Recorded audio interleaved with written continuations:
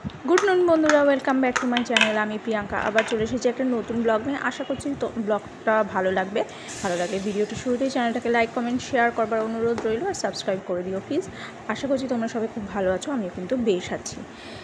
যেমনটা তোমরা আমার শর্ট ভিডিওতে দেখেছো, জন্মাষ্টমী চলে গেছে, তারপরে কিন্তু একটা ছোট্ট তাল নিয়ে এসে আমি একটু তালের বড়া করার চেষ্টা করলাম। ওই যে বললাম যে করতে পারছি কি না সেটা একটু নিজেকে নিজে ট্রাই করে দেখলাম, যাতে সামনের বছর জন্মাষ্টমীতে ঠাকুরকে করে দেওয়া যায়, মানে সেই ইয়েটাতে পার্টিসিপেট করতে পারি। তো যাই হোক, আর এখন ব্লগটা কন্টিনিউ করছি পরের দিনে। তো যেই বাসনগুলো ঠাকুরের বাসনগুলোতেই করেছি, কারণ আগে ঠাকুরকে খাওয়াবো তারপরে নিজেরা খাবো, এটাই একটা মনস্থির করেছিলাম। সেজন্য যাই হোক, ওই তেলে বাসনগুলো ঠাকুরের, সেগুলো পরের দিন সকালবেলা ঘুম থেকে উঠে আগে ধুয়ে নিয়েছি, বুঝলে। কারণ এগুলো পড়ে থাকলে কাজ পড়ে থাকলে মাথায় একটা বিশাল হেডেক থাকে। আর বড়াটা কিন্তু মন্দ হয়েছিল না, হয়তো এমনি ডালের বড়ার মতন একটু চ্যাপটা হয়েছে, সে তোমাদের দেখালামই। কিন্তু সবাই খেয়ে বললো যে না, বড়ার মিষ্টি ফিষ্টি সব ঠিক আছে। এবার ঠাকুরকে যেহেতু করে দেবো, সেই জন্য মানে ঠাকুরের জন্য আগে রাখবো, সেই জন্য চেখে তো দেখি না, আন্দাজেই দিয়েছি। তাদের সবাই বললো যে না ঠিকই আছে। তো যাই হোক, দেখতে দেখতে আমার কিন্তু বাসনগুলো ধোয়া হয়ে গেছে। আর গাছে দেখেছো, ছাদে উঠে দেখেই তো আমার চোখটা জুড়িয়ে গেছে, গাছে কতগুলো জবা ফুল ফুটেছে। এই জবা ফুলগুলো যখন ছিঁড়ে মা কালীর পায়ে দেওয়া হবে, তখন দেখতে অসাধারণ লাগে। তো সেই ছবি আর তোমাদের সঙ্গে কখনো শেয়ার করা হয়ে ওঠেনি। অবশ্যই একদিন শেয়ার করব, ইচ্ছা আছে। কারণ জবা ফুলগুলো এতটা বড় বড় হয় যে কালী ঠাকুরের পাগুলো একেবারে ঢেকে যায়। তো দেখতে দেখতে অনেকটা কাজ হয়ে গেল।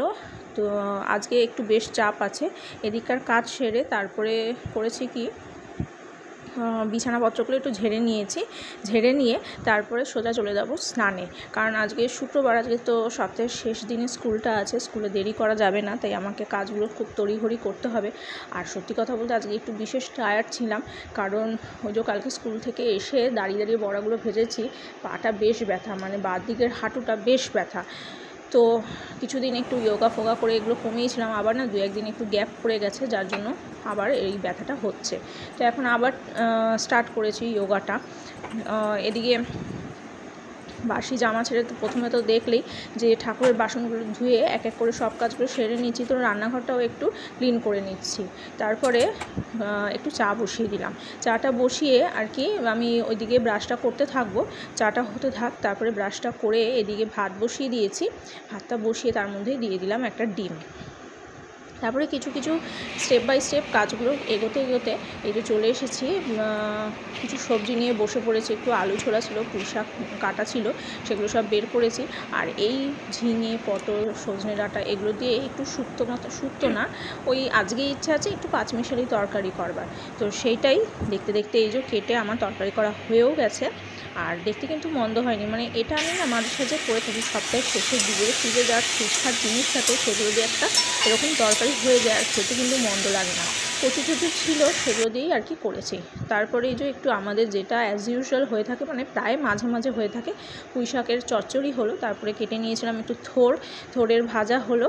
আর এই যে দেখতে দেখতে কিন্তু আমার মাছের ঝোলটাও রান্না করা হয়ে গেছে।